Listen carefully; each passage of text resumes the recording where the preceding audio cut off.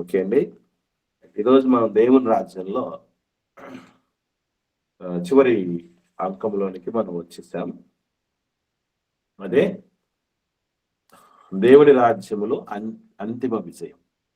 దేవుని రాజ్యములో అంతిమ విజయం అనేటటువంటి పాఠం మనం నేర్చుకున్నాం. పిల్లరా, అంతిమ విజయం, చివరి విజయం అనేది ఎలా ఉంటుంది, ఎట్లా ఉంటుంది, దాన్ని మనం ఎలా అర్థం చేసుకోవాలి అన్నటువంటి విషయాలను జాగ్రత్తగా పరిశీలన చేస్తూ పోతాం. ఎందుకంటే విజయాల్లో మరి చిన్న చిన్ని విజయాలు, కాస్త మధ్యస్థంగా ఉండే విజయాలు, పెద్ద విజయాలు, అతిపెద్ద విజయాలు, అంతిమ విజయాలు అని ఉంటాయి. సో వీటిల్లో కూడా ఒక స్థాయిలు ఉంటాయి. స్కూల్ లైఫ్ సక్సెస్ఫుల్ గా కంప్లీట్ చేసుకోవచ్చు, అదొక విజయం. ఇంటర్మీడియట్ కంప్లీట్ చేసావు, అదొక విజయం. డిగ్రీ కంప్లీట్ చేసావు, ఇదొక విజయం. పీజీ చేసావు, అదొక విజయం. ఆఖరికి జాబ్ తెచ్చుకున్నాం, ఏదో దానికి మనం చదువుకున్న చదువుకు తగినటువంటి ఒక జీవనోపాధిని కలిగి ఉన్నాం, అది అంతిమ విజయం అని అర్థం చదువుకు సంబంధించి. అలా ఒక్కొక్క దానిలో అంతిమ విజయము అనేటటువంటివి మనకు ఉంటూ ఉంటాయి. మరి అంతిమ విజయం అనేవి ఎలా ఉంటుంది, దానిలో ఏం సాధిస్తాం అన్నటువంటి విషయాలు మనం చూడగలిగితే మత్తయి సువార్త 13వ అధ్యాయంలో 23వ వచనాన్ని మనం చూద్దాం. మత్తయి సువార్తలో ఈ 13వ అధ్యాయము 23వ వచనంలో ఈ మంచి నేలను విత్తబడినటువంటి విత్తనాల గురించి మాట్లాడుతూ ప్రభు చెప్తాడు మంచి మాట. మంచి నేలను విత్తబడిన వారు వాక్యము విని గ్రహించువాడు. దేవుని వాక్యం వినటం అనేది మనం చక్కగా అందులో కూడా అంతిమ విజయం సాధించామనంటే ఏం చేయాలి? గ్రహింపు ముఖ్యం. వాక్యం విన్న తర్వాత మనం ఏమి గ్రహించాము, కథ విన్న తర్వాత కథలో ఏముంటది? కథలో ఏముంటదండి? ఆఖరిగా నీతి ఉంటుంది. ఈ కథలోని నీతి ఏంటంటే అని మొత్తం ఇంతసేపు విన్న కథకి ఒక్క నీతి ఉంది. ఆ నీతి అనేది తెలుసుకోకుండా నువ్వు ఎంతసేపు కథ విన్నా, చదివినా, ఆలోచన చేసినా ప్రయోజనం లేదు. అర్థమైందండి? అలాగే దేవుని వాక్యము నిత్యము వింటూ ఉన్నా గ్రహింపనేది లేకుండా వినినందువలన, ధ్యానించినందువలన, చదివినందువలన ఎటువంటి ప్రయోజనం లేదు. అందుకే విన్నవాళ్ళు గ్రహింపులోకి రావాలి. ఏంటి గ్రహింపు అంటే? వాక్య విన్నోళ్ళు గ్రహించారా లేదని ఎలా తెలుసుకో చెప్పండి? ప్రశ్న అర్థమైందండి? గ్రహించటం అంటే ఎట్లా ఉంటుంది, ఎట్లా కనుక్కోవాలండి? మనం గ్రహిస్తున్నావా లేదని ఎలా తెలుసుకోవాలండి? ఏదన్నా క్వశ్చన్లు అడిగితే చెప్తారన్నా, లేకపోతే ఏదైనా డౌట్స్ అన్నా వస్తాయన్నా. ఓకే అమ్మా. ఇంకా ఇంకా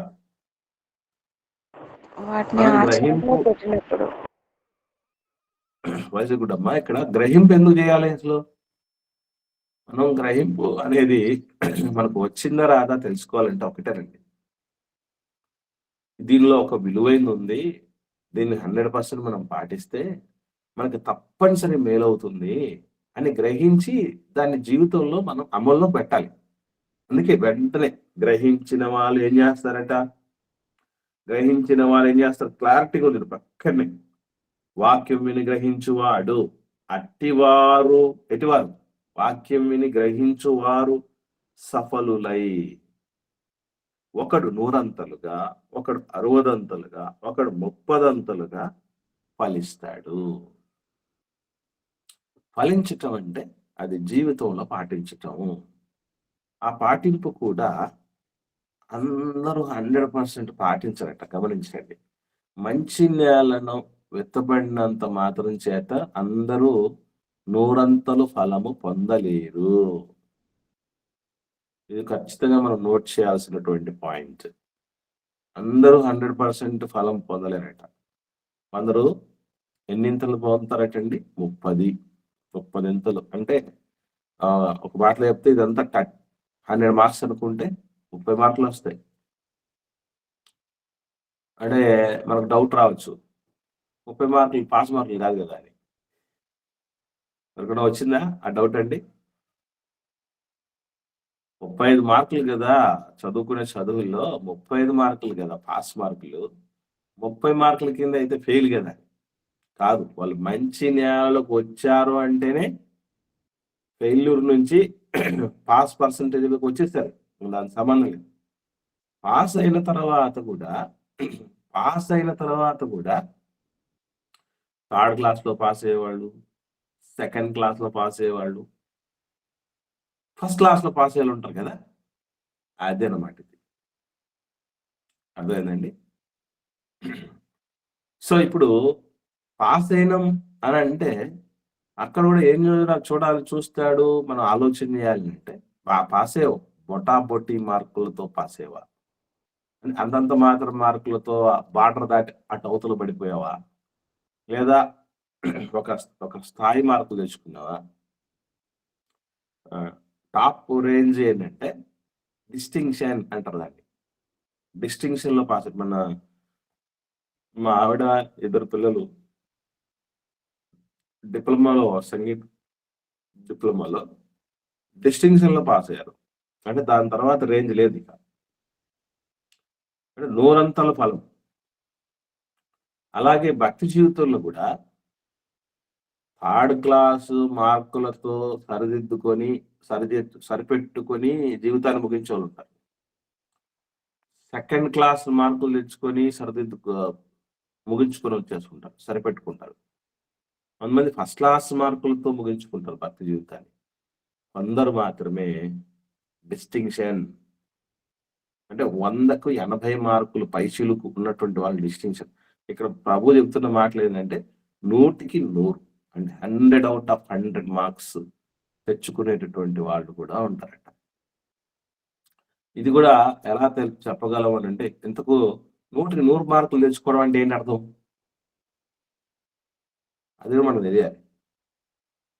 100కి 100 తెచ్చుకోవటం అంటే ఏంటి, 60 అంటే ఏంటి, 30 అంటే ఏంటి అంటే, వాళ్ళు 30 అని అంటే ఏదో 10 ఆజ్ఞలు ఉంటాయి. 10 చేయమంటే దేవుడు 2 3 చేసేస్తారు. ఆ మిగతా వాటి విషయంలో చేతులు ఎత్తేస్తారు. ఇది 30 బ్యాచ్. 60 బ్యాచ్ అంటే 50% కంటే ఎక్కువ పాటిస్తారు దేవుడి మాటల్ని, మిగతావి పెడచూరు పెడతారు. 100 ఫలించిన వాళ్ళంటే దేవుడు చెప్పిన ప్రతి దానిని చెయ్యొద్దన్న దాన్ని చేయకుండా ఉంటారు, చేయమన్న దాన్ని చేస్తూ ఉంటారు.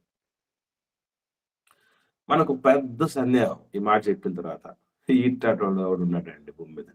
వచ్చిందా ఎవరికైనా డౌట్? అది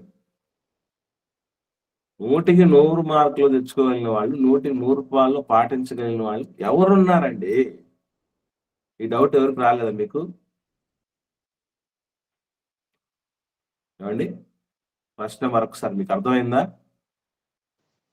అర్థమైందన్నా. ఈ డౌట్ వచ్చిందా రాలేదండి? ఎవరికన్నా రాలేదా? ఎవరికి సందేహం రాలేదు? యేసుక్రీస్తుల వారు ఉన్నారు కదన్నా. నాయన, నువ్వు ఆన్సర్, మీరు అదే చెప్తున్నా, మీరు ఆన్సర్ల దగ్గరికి వెళ్ళకండి. మీకు ఇట్లాంటి డౌట్ వచ్చిన వాళ్ళు ఎవరన్నా ఉన్నారా అని అడుగుతున్నా. ఎవరున్నారండి? అసలు ఇదంతా ఎవడికి సాధ్యం అవుద్దని అనే సందేహం వచ్చిందా లేదా అని అడుగుతున్నాను. వచ్చింది. అలాంటప్పుడు మనం ఏం సమాధానం చెప్పుకోవాలి పాజిటివ్ గా? చెప్పండి. అంటే సాధ్యం కాదంటారు అది మనలో అన్నమాట. సాధ్యమేనా? మనుషులకు సాధ్యం. సాధ్యం కానిదైతే దేవుడు మన మీద పెట్టడు. ఆయన కాడి సులువు, ఆయన భారం తేలిక, ఆయన ఆజ్ఞలు భారమైనవి కాదు, కఠినమైనవి కాదు, దూరమైనవి కాదు, అసాధ్యమైనవి అంతకన్నా కాదు. అయితే సాతానుడు తెలివిగా మన మనసులో చొప్పించిన పెంట ఏంటంటే, దేవుడు ఎవరో కాదు, అంతర్జాతీయంగా గొప్ప బోధకులు, ఆధునిక ఈ 21వ శతాబ్దపు అపోస్తలులు అని పిలువిపించుకుంటున్నటువంటి ఒక దైవజనుడు అన్న మాట బాగా గమనించండి. ఏమనంటే,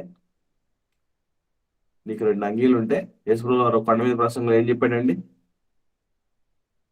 కొండ మీద ప్రసంగంలో చెప్పినటువంటి మాటలు, కొంచెం దూరం రమ్మంటే నువ్వు ఎక్కువ దూరం వెళ్ళు, 2 అంగీలు ఉంటే ఒక అంగీ ఇచ్చేసి, అడుగు ప్రతివానికి ఇవ్వు, ఇవన్నీ చెప్తాడు కదా.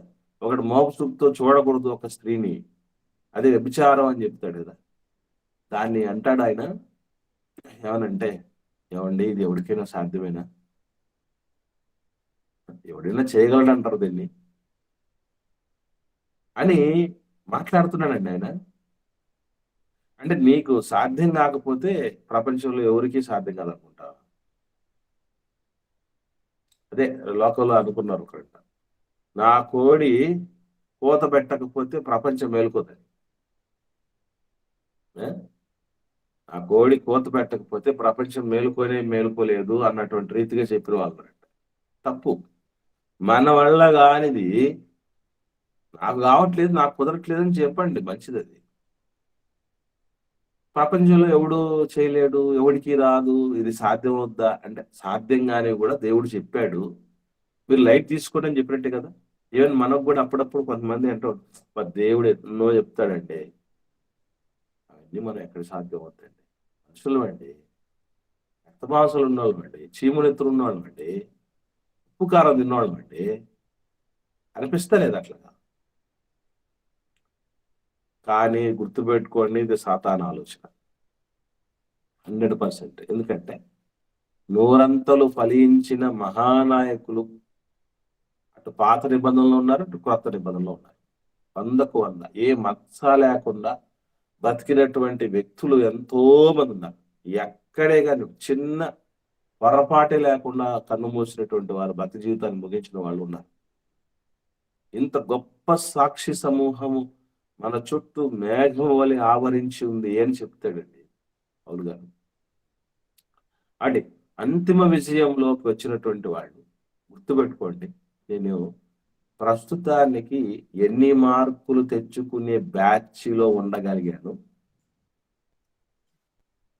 జీవితాన్ని ముగించేలోపు ఎన్ని తెచ్చుకోగలను అనేది ఒకసారి స్పృహ కలిగే ఆలోచన. అసలు దేవుని రాజ్యంలో ఇంతవరకు మనం విన్న ఈ పాఠాల్లోనే ఇంత జీవిత కాలంలో చాలా విషయాలు తెలియకుండానే జీవితం ముగించుకుపోయింది.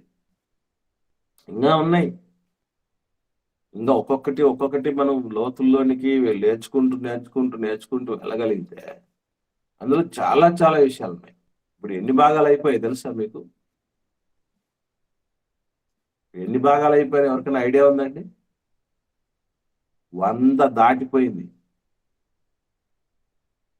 ఈ రక్షణ తరగతులు, ఉపదేశ క్రమం అనుసరించినటువంటి ఈ బాప్తిస్మ తరగతులలోనే 100 భాగాలు అయిపోయాయి.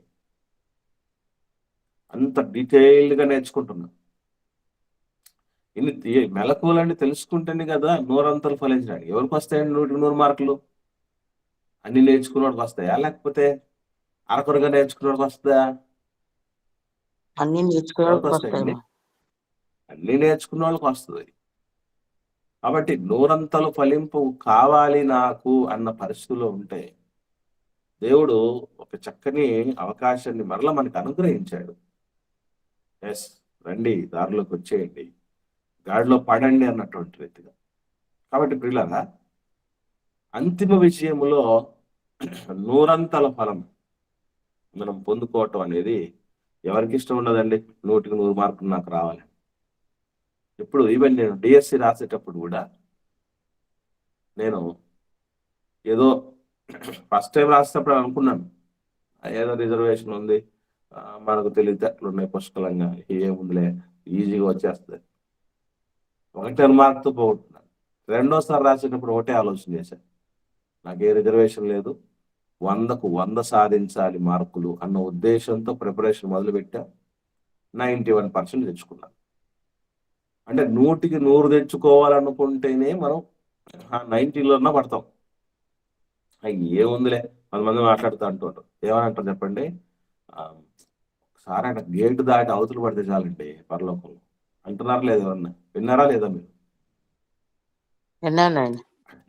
ఆ గేట్ దాటి అవతల పడితే చాలండి. అట్ట అనుకున్నాడు అసలు రాలేదు, దరిదాపుల్లో కూడా రాలేదు, గుర్తుపెట్టుకోండి. దరిదాపుల్లో కూడా రాలేడు. కాబట్టి ఒకసారి నాకు 10th క్లాస్లలో గవర్నమెంట్ స్కూల్స్లో పరిస్థితి ఎట్లా ఉంటుందంటే అండి, ఒక్కొక్క సబ్జెక్ట్లో టాప్ మార్క్స్ వచ్చినటువంటి వాళ్ళకి ఇంత స్కాలర్షిప్ ప్రోత్సాహ బహుమతి అనేది పెడతారు. మీ స్కూళ్ళల్లో కూడా మీరు చదువుకున్నప్పుడు కూడా బహుశా పెట్టుంటారు. అందులో అన్ని సబ్జెక్టులకి, తెలుగుకి, ఇంగ్లీష్కి, హిందీకి, మ్యాథ్స్కి, సైన్స్కి, ఈ 5 సబ్జెక్టులకి టాపర్ మార్క్స్కి స్కాలర్షిప్స్ అనౌన్స్మెంట్ చేశారు. ఒక సోషల్కి మాత్రం అనౌన్స్మెంట్ చేయలేదు. నేను చదువుతున్నప్పుడు ఇంటెలిజెన్స్ అంతా కలిసి సోషల్ చెప్తున్న మేడం దగ్గరికి పోయి అడిగాం, మేడం మీ సోషల్కి ఒక్కటికే స్కాలర్షిప్ అనౌన్స్మెంట్ జరగలేదు మేడం, మీరు కూడా చేస్తే బాగుంటుంది కదా మేడం, మీరు ఒక్కరే మిగిలిపోయినారంటే ఇప్పుడు ఆమె చెప్పింది, ఎవరైతే 100కి 100 మార్కులు తెచ్చుకుంటారో సోషల్లో వాళ్ళకు 1116 ఇస్తానని. ఎప్పుడు మాట్లాడుకుంటున్నారు ఇది? దాదాపు 28 ఏళ్ల క్రితం మాట. ఏమండి, 100కు 100 తెచ్చుకోండి అంటే నేను 91 తెచ్చుకున్నా. ప్రైజ్ డిస్ట్రిబ్యూషన్ టైం వచ్చింది. ఆ టైంలో నేను దిగాలుగా పోయి మేడం దగ్గర, మేడం 100కు 100 తెచ్చుకోలేకపోయాం మేడం, 91 వచ్చాయి మేడం. మేడం చాలా సంతోషంగా ప్రైజ్ ఇచ్చింది. నేను అడిగాను, ఎందుకు మేడం 100కి 100 వస్తేనే ఇస్తామన్నారు. ఒరే 100కు 100 అని చెప్తేనే 91 దాకా అట్లా వస్తాయిరా, మీరు 90 దాకా తెచ్చుకోండి అంటే అసలు దరిదాపుల్లో కూడా రారు అని అప్పుడు చెప్పింది మేడం నాకు. అప్పుడే మైండ్లో ఫిక్స్ అయిపోయాం. అంటే 100కి 100 రూపాయలు 100% పర్ఫామ్ చేయాలనుకుంటేనే, 100కు 100 తెచ్చుకోవాలనుకుంటేనే 90లకు వచ్చేస్తాం. నాకు ఫస్ట్ క్లాస్ వస్తే చాలు అనుకుంటే 3rd క్లాస్తో సరిపెట్టుకోవాల్సి వస్తుంది. అంటే ఎయిమ్ హై, అది నేను చెప్పే ఉద్దేశం ఏంటంటే, ఒక ఉన్నతమైన తపనతో భక్తి జీవితంలోనికి మనం అడుగు పెట్టాలి. భక్తి జీవితాన్ని మనం కొనసాగించాలి. ఏదో వస్తిమమ్మ, పోతిమమ్మ, ఉంటిమమ్మ అన్న పరిస్థితి పొరపాటు కూడా ఉండకూడదు. నేను దేవుణ్ణి ఇదే కోరుకుంటూ ఉంటాను, నీ సంకల్పము చొప్పున నా తరం వారికి నేను చేసే సేవ ఎప్పుడు నిలిచిపోవాలి. నేను అలా నన్ను చెయ్యి, అలా చేసిన తర్వాత నన్ను తీసుకెళ్ళు. నేను 100% నీ కోసం పర్ఫామ్ చేయాలి. నేను 100కి 100 రూపాయలు ఫలించాలి. నేను నువ్వు వెలిగించినటువంటి దీపం మీద అనేకులకు వెలుగుగా మారాలి. దేవుని ఇది అడుగుతూ ఉంటాను నేను ఎప్పుడు. అంతిమ విజయం 100 విజయం, అది కావాలి. ఏమండి, రైట్. తర్వాత మనం పొందాల్సినటువంటిది ఒకటి ఉంది, అది అంతిమంగా పొందాల్సింది. పౌలు గారు తెస్సలోనికీయులకు రాస్తూ 2వ పత్రికలో 2వ అధ్యాయము 14వ వచనం చూద్దాం. తెస్సలోనికీయులకు రాసిన 2వ పత్రిక పౌలు గారు 2వ అధ్యాయము 14వ వచనం చూడండి. మీరిలాగున రక్షింపబడి మన ప్రభువైన యేసుక్రీస్తు యొక్క మహిమను పొందవలెనని ఆయన మా సువార్త వలన మిమ్మును పిలిచెను. అంత సువార్తల భాగమే, రక్షణ సువార్తలో భాగమే ఇది కదా. రక్షణ సువార్తలో ఉన్న దేవుని రాజ్యము, దేవుని రాజ్యానికి సంబంధించినటువంటి విషయాలు, దేవుడి గురించి, పరిశుద్ధాత్మ గురించి, మానవుడి గురించి, మానవ పతనము గురించి, మానవుడు యొక్క విమోచన పథకం గురించి, ధర్మశాస్త్రం గురించి, వీటి గురించి నేర్చుకుంటూ వస్తున్నాం కదండి. నిబంధనల గురించి, అందరి గురించి నేర్చుకుంటూ వచ్చే క్రమంలో దేవుని రాజ్యం దగ్గరకు వచ్చాం. దేవుని రాజ్యంలో ఏ విషయాల గురించి నేర్చుకుంటూ వస్తున్నాం, నాడేంటి, నేడేంటి, రేపేంటి, మరి దీనిలో మనం ఒక్కొక్కటిగా ఎలా అలవర్చుకోవాలి, పరలోకానికి మెట్లుగా ఒక్కొక్కదాన్ని ఎలా అమర్చుకోవాలి అన్నటువంటి విషయాలన్నీ నేర్చుకుంటూ వస్తున్నాం. ఆ సువార్తలోని ప్రధానమైన ఉద్దేశం ఏంటంటే ఉద్దేశం, అంతిమ విజయం దేన్ని పొందుకోవాలట? 14వ వచనం చదివిన తర్వాత మీకు ఏమర్థమైంది చెప్పండి.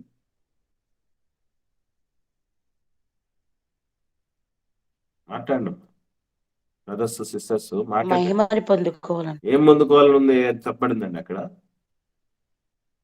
ఎవరి యేసుక్రీస్తు యొక్క మహిమనమ్మా? మహిమను యేసుక్రీస్తు అదే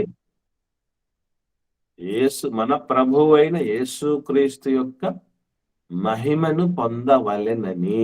అంటే మనం అంతిమ విజయం ఏం పొందాలి అంటే ప్రభువు యొక్క మహిమను మనం పొందాలి. ప్రభువు పొందిన మహిమను మనం పొందుకోవాలంటే ఆయనకు అప్పగించిన పనిని ఆయన నెరవేర్చినందుకు ఆయనకు హక్కు, అధికారం వచ్చింది. ఆయన పొందుకోవడానికి అధికారం, మహిమను పొందుకోవడానికి. అవునా కాదు? ఆయన ఏం చేసినందుకు వచ్చింది ఆ మహిమ? ఆయన చెప్తారు కదా. ఎవరండి? చూద్దామా? యోహాను సువార్త 17వ అధ్యాయం 5వ వచనం. యోహాను సువార్త 17వ అధ్యాయము 5వ వచనం. చదవండి దాన్ని. తండ్రి, లోకం పుట్టకమునకు నీ యొద్ద నాకు ఏ మహిమ ఉండెనో ఆ మహిమతో నన్ను ఇప్పుడు నీ యొద్ద మహిమపరచింది. మహిమ ఎప్పుడు కోరాడండి ప్రభు? దగ్గర ఉన్నప్పుడు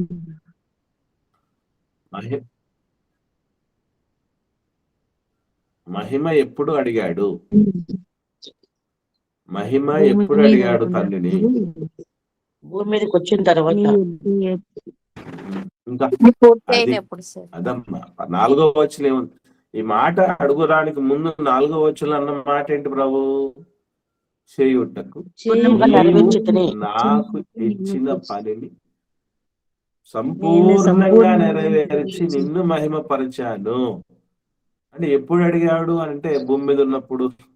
వీటన్నిటికంటే ఆన్సర్ ఏంటి? పర్ఫెక్ట్ ఆన్సర్,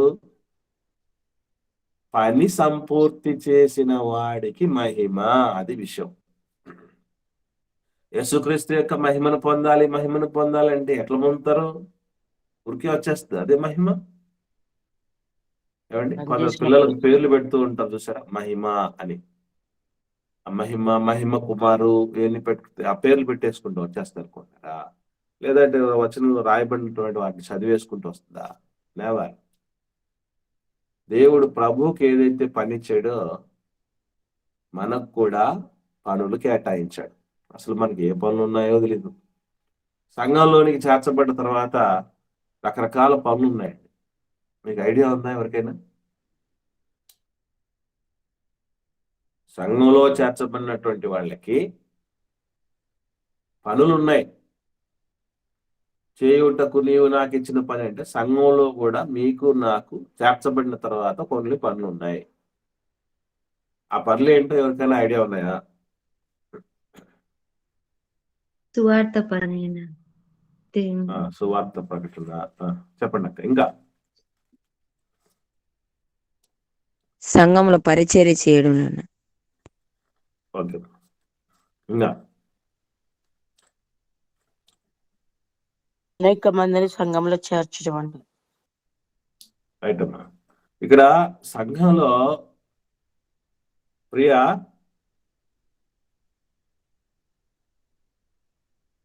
ప్రియమ్మా, సంఘంలో విశ్వాసుల పనులు ఏమున్నాయన్నా?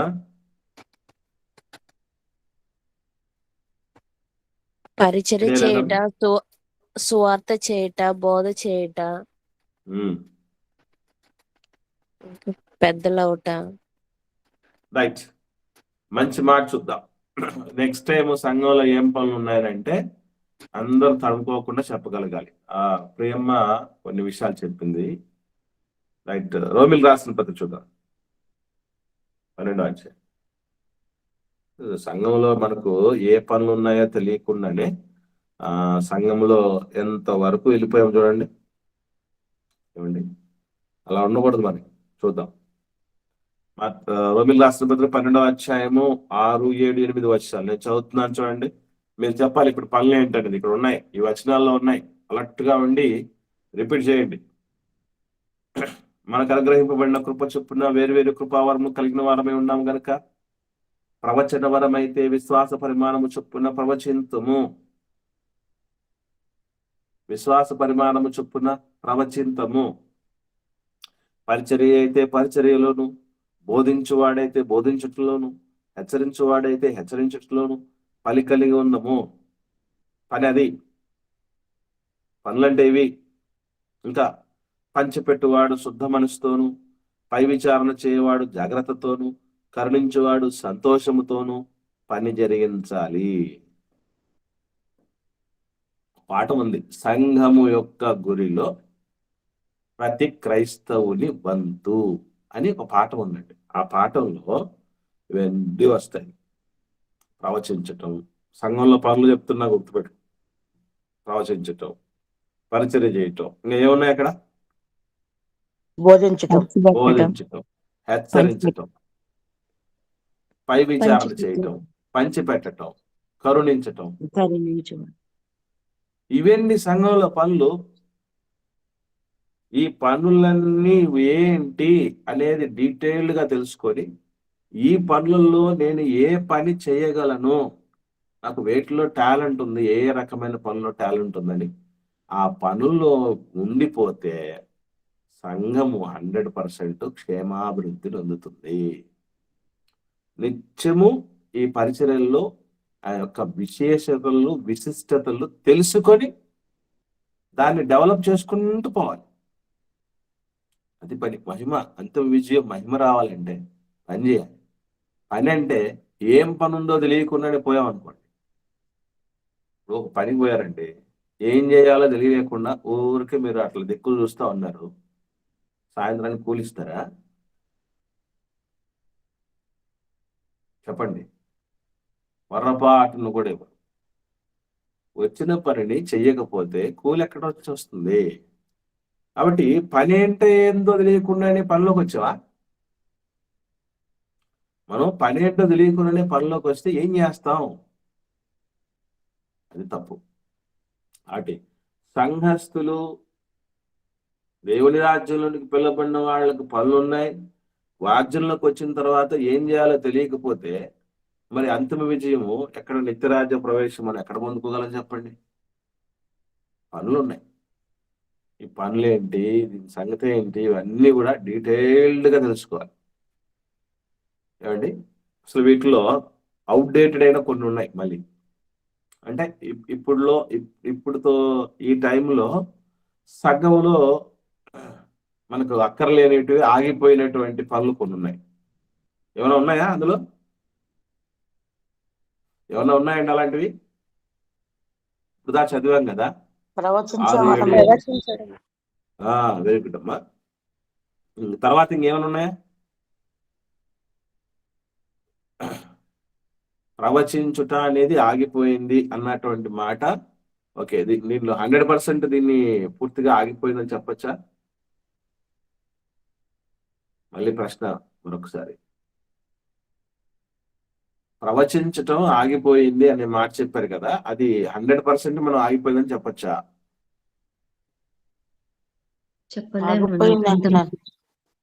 ఏమ్మా, చెప్పండి. కొంతమంది చెప్తాను. అది కాదు, కొంతమంది చెప్పటం ఏంటి, చెప్తున్నారంటే అది నిలుచుందని అర్థం. ఆగిపోయింది ఆయన.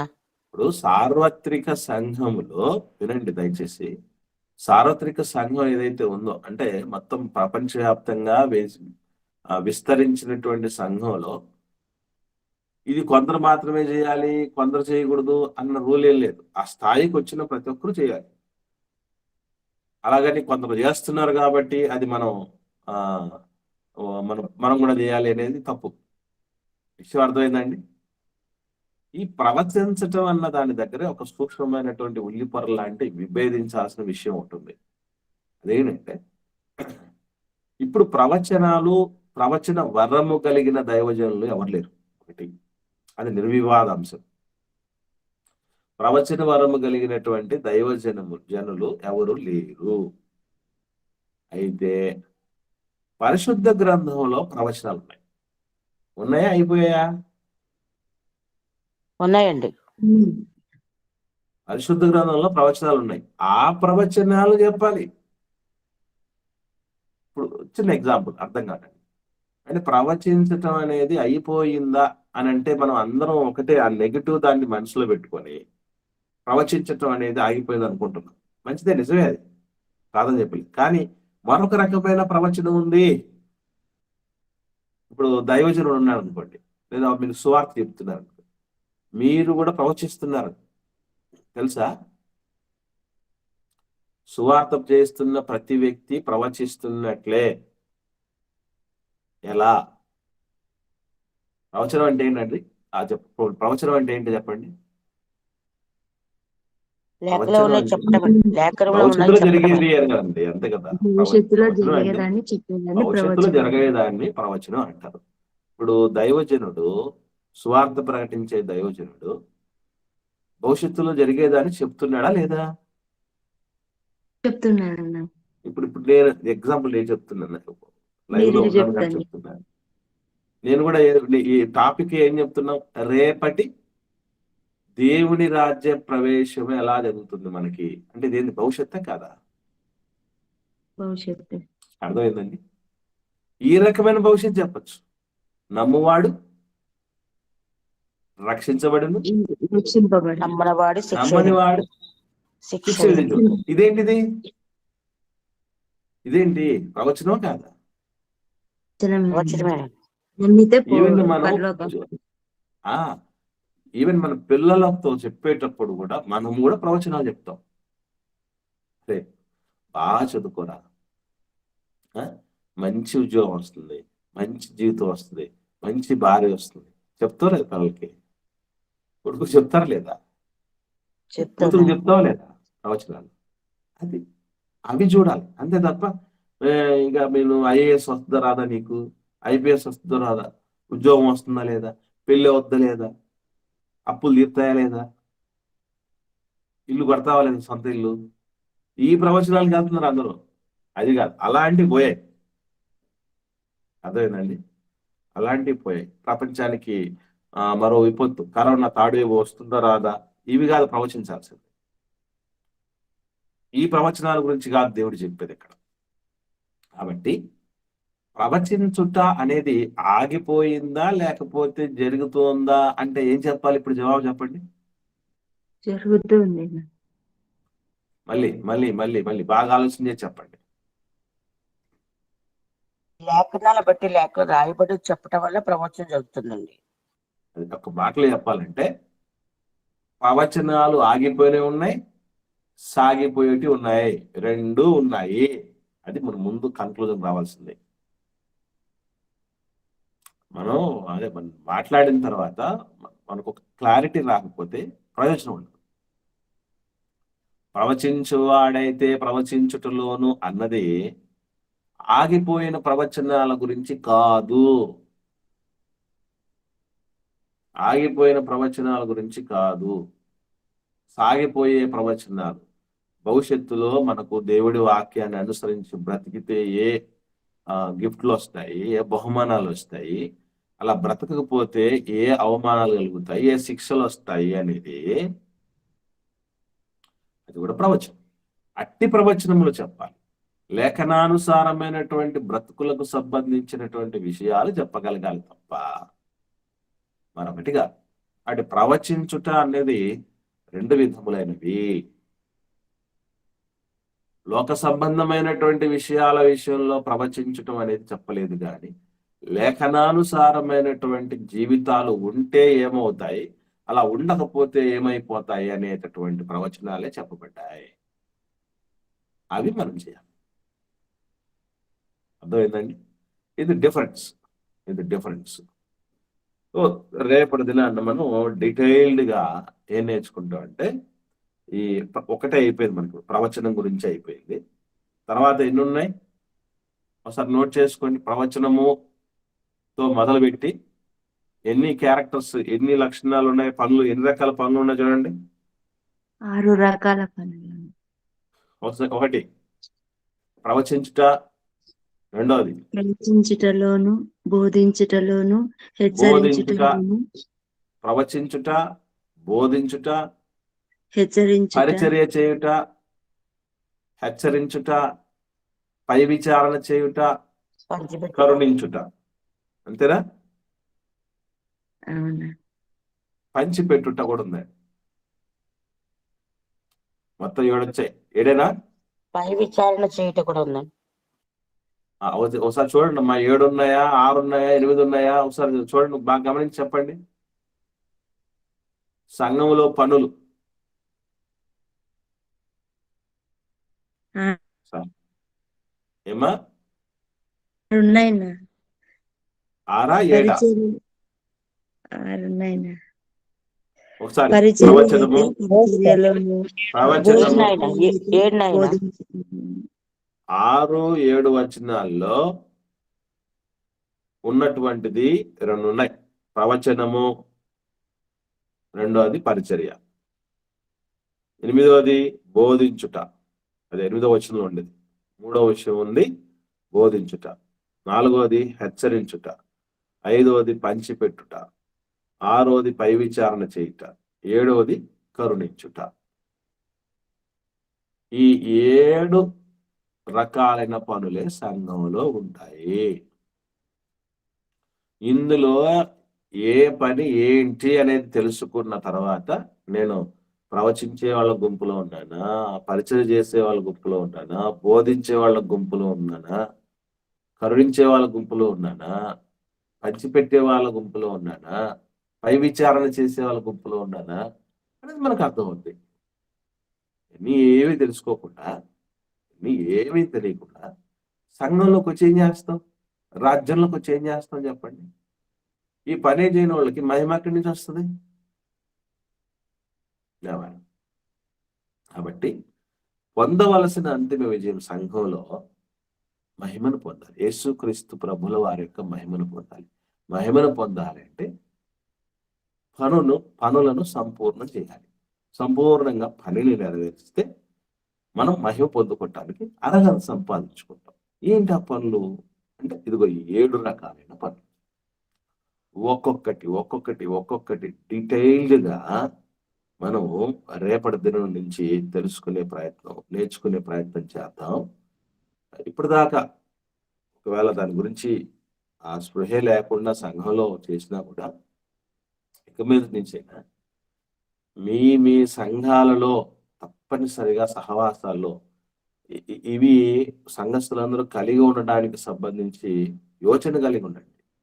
నేను అందుకే ఎప్పుడు మీకు ఒక రిక్వెస్ట్ చేస్తూ ఉంటాను, జీవితంలో ఒక్కసారైనా చేయాల్సిన పని ఏంటంటే, ఈ క్లాసులన్నింటి కూడా ఇవన్నీ పుట్టినింటి వాళ్ళ దగ్గర ఒకటి, మెట్టినింటి వాళ్ళ దగ్గర ఒకటి క్లాసెస్ ఏర్పాటు చేయాలి. ఎన్ని విషయాలు ఉన్నాయండి అంటే, ఒక పద్ధతిగా దానికి సంబంధించి విషయాలన్నీ ఏవి తెలుసుకోకుండానే ఎంత జీవితం మనం పోగొట్టుకున్నాం చూడండి. ఆలోచన సంఘంలో పనులు అంటే ఇవే చెప్తాం మనం. ఏదన్నా అంటే ఏదో అవన్నీ అరేంజ్మెంట్ చేయటం, ఏదో సౌండ్ సిస్టమ్ పెట్టుకోవటం అనో, లేకపోతే క్లీన్ చేయటం అనో, లేకపోతే వాక్యం చెప్పటమో, లేకపోతే సువార్త చేయటం, ఇవన్నీ చెప్తారు తప్ప దీనికి ఆధారాలు ఎక్కడ ఉన్నాయి? పర్టికులర్గా ఏ పనులను ఉన్నాయి? ఆ పనులు అంటే అర్థం ఏంటి? ఇందులో నాకు ఏమొచ్చు? దీనిలో నాకు ప్రవేశం ఉందా? ప్రావీణ్యం ఉందా? అసలు ఏ తలాంతు నాకు లేదా? ఇవన్నీ మనకు అర్థం కావాలి. ఎందుకనంటే, వచ్చిన తర్వాత ఏముందో, ఇందులో ఏం చేయటానికి వచ్చాము అనేటువంటిదే ప్రాథమికంగా తెలియకుండా పోతే మనం ఏం చేయగలం? అదే తెలియాలి. కాబట్టి ఈ 7 గుణాలు అంతిమ విజయం, క్రీస్తు యొక్క మహిమను పొందటానికి మనము తెలుసుకోవాల్సినటువంటి పనులు. అందులో ఒకదాని గురించి నేర్చుకున్నాం ఇప్పటికి. ఏమిటదండి? ఏ ఒక్కదాని గురించి నేర్చుకున్నాం సంఘంలో ఉన్న పనులలో? ప్రవచించటం అన్న దాని దగ్గర నేర్చుకున్నాం. అందరూ అలర్ట్ గా ఉండకపోతే ఇంక మీదట కూడా మనకు చాలా కోల్పోవడానికి అవకాశం ఉంది. కాబట్టి రెస్పాండ్ అవ్వండి. మీరు అవుతున్న రెస్పాన్స్ ను బట్టే మీకు ఎక్కాయా లేదా అనేది నాకు అర్థం అవుతుంది. లేదంటే ఎవరు ఏం చేయలేరు. కాబట్టి పిల్లరా, ఇవి సంఘస్థులు చేయవలసినటువంటి వివిధ రకములైనటువంటి పనులు. అలాంటి పనులన్నీ నెరవేర్చుకుంటూ పోయినప్పుడు ప్రభు చెప్తాడు ఒక మాట ఆఖరిగా, ఈ మాటను మనం చూసుకొని ఈ దినపు భాగాన్ని ముగించుకుందాం. ప్రకటన గ్రంథం 3వ అధ్యాయం. ప్రకటన గ్రంథం 3వ అధ్యాయం 21వ వచనం ప్రభు చెప్తున్నటువంటి మాట. ప్రకటన గ్రంథం 3వ అధ్యాయం 21వ వచనం ఒకటి చదవండి.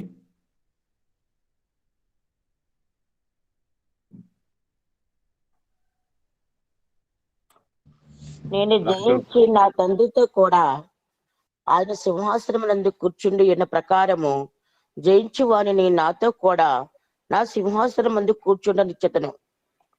గమనించండి, ఇక్కడ జయించాడు అట ప్రభు జయించింది ఏంటి అంటే గుర్తుపెట్టుకోండి, ఆయన చెయ్యవలసిన పనులన్నీ నెరవేర్చాడు.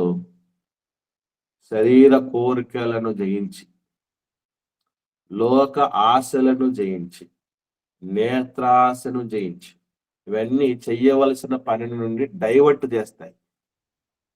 నేత్రాశ డైవర్ట్ చేస్తుంది, ఈ శరీర దౌర్బల్యము డైవర్ట్ చేస్తుంది, ఈ జీవపు డమ్మము డైవర్ట్ చేస్తుంది చేయవలసిన పని నుంచి. కాబట్టి ఆ డైవర్షన్ అన్నింటినీ అధిగమించి పని సంపూర్ణంగా చేసి మహిమ పొందాడు. దట్ మీన్స్ దేవుడి సింహాసనం అందుకోవటం. మహిమ రావటం అంటే దేవుడి సింహాసనం పొందుకోవటం. ఆ దేవుడి సింహాసనాన్ని మనం ఆఖరికి చేరుకోవాలి. ఇది మన అంతిమ విజయం ఇది. ఏమండి? సో అంత విజయం రావాలంటే చేయాల్సిన పనులు ఉన్నాయి. ఆ పనులలో నాకేమొచ్చు, నాకేం రావు, ఇవన్నీ కూడా అర్థం కావాలి. ఏమండి? సో ప్రస్తుతానికి దేవుని రాజ్యంలో అంతిమ విజయం అనేటటువంటిది మనం తెలుసుకున్నాం. అందులో అంతిమ విజయంలో కూడా స్థాయిలు ఉంటాయి. విజయంలో కూడా స్థాయిలు ఉంటాయి. 30 ఇంతలు పొందుకున్న వాళ్ళు ఉన్నారు, 60 ఇంతలు పొందుకున్న వారు ఉంటారు, 100కు 100 పొందుకునే వాళ్ళు ఉంటారు. సో మనం ఆ 100 అనేటటువంటి స్థితికి వస్తే 60 అంతల కన్నా మనం సాధించుకోవడానికి అవకాశం ఉంటుంది మనకు తెలుసుకున్నాం. అలాగే మనం యేసుక్రీస్తు యొక్క మహిమను పొందాలని తెలుసుకున్నాం. ఆ మహిమ పొందాలంటే యేసు ప్రభు వారు సైతం దేవుడిచ్చిన పనిని నెరవేర్చటం అనేది జరిగింది. అప్పుడే ధైర్యంగా ఆయన దేవుణ్ణి అడగడానికి, హక్కుగా అడగడానికి అవకాశం వచ్చేసింది. మనం కూడా పని చేయాలి. మనకు కూడా సంఘంలో పనులు ఉన్నాయి. 7 రకాలైన పనుల గురించి ఆలోచన చేస్తూ వచ్చాం. ఆ 7 రకాల పనులలో ప్రవచించడం అనేటటువంటి దాని గురించి ఆలోచన చేశాం. నెక్స్ట్ డే నుంచి మనం నేర్చుకోవాల్సిన విషయాలు ఒక్కొక్కటి పరిచర్య అంటే ఏంటి, బోధించటం అంటే ఏంటి, హెచ్చరించడం అంటే ఏంటి, పంచిపెట్టడం అంటే ఏంటి, పై విచారణ చేయటం అంటే ఏంటి, కరుణించటం అంటే ఏంటి, ఇవన్నీ డీటెయిల్గా తెలుసుకుందాం. మీకు హోంవర్క్ ఏంటంటే వీటి గురించి ఒక్కొక్కటి మిమ్మల్ని అడిగేటప్పుడు మీకు తెలిసినటువంటి అన్ని చెప్పండి. పరిచర్య అంటే ఏంటి? ఇది సంఘంలో పరిచర్య అంటే ఈ వేటి పరిచర్య అంటారు, దేనిని అంటారు? మొత్తం కావాల్సినవన్నీ వాక్యానుసారమైనటువంటి ఆధారాలే. ఏదో మనం పైన చెప్పటమో లేకపోతే వేరే విషయాలు, సాధారణమైనటువంటి విషయాలు, జనరల్ గా ఉన్నటువంటి విషయాలు చెప్పటానికి వద్దు. పరిచర్య అంటే ఏంటి? కొత్త నిబంధన పరిచర్య కోసం ఏం చెప్పింది, దేన్ని పరిచర్య అన్నారు, అది మనకు తెలుసా తెలీదా? ఆ టాలెంట్ మనలో ఉందా లేదా? ఇది ఒక్కొక్కటి పరీక్ష చేసుకొని మనం సంఘంలో ఇంప్లిమెంట్ చేయాలి. అప్పుడు సంఘం సరిహద్దుల విస్తరణ జరుగుతుంది. ఎందుకంటే సంఘంలో గొడవలు ఎందుకు వస్తాయి తెలుసండి? ఎవడి పనిలో వాళ్ళు ఉండకపోవటం బట్టి. నాకు ఈ తలాంతు దేవుడు ఇచ్చాడు, నాకు ఈ రూపాయన ఒక తలాంతు ఉంది, దీన్ని నేను డెవలప్ చేసుకుంటూ పోవాలని దానిలో పడ్డారనుకోండి ఎవరి పాటికి వాళ్ళు, ఎక్కడొస్తాయి సమస్యలు? సంఘంలో చేసే పనిని చెట్లగలపడం అంటారే, చేసే పనిని వదిలేయటం వల్లే ఎవరికైనా వచ్చే ప్రాబ్లం. అది తప్ప అనవసరమైన విషయాలు అన్నింటిలో తలదూస్తారు, అవసరమైన విషయాలు తప్ప. అంటే అలాంటిది మనం ఎప్పుడు చేయకూడదు. రైట్. సో అంతిమ విజయంలో ఇంతవరకు వచ్చాం మనం. ఇప్పటి వరకు విన్న దానిలో ఎవరికైనా ఏమైనా సందేహాలు ఉంటే అడగండి. లేని పక్షాన అధ్యక్షుల వారు సమయం తీసుకోండి.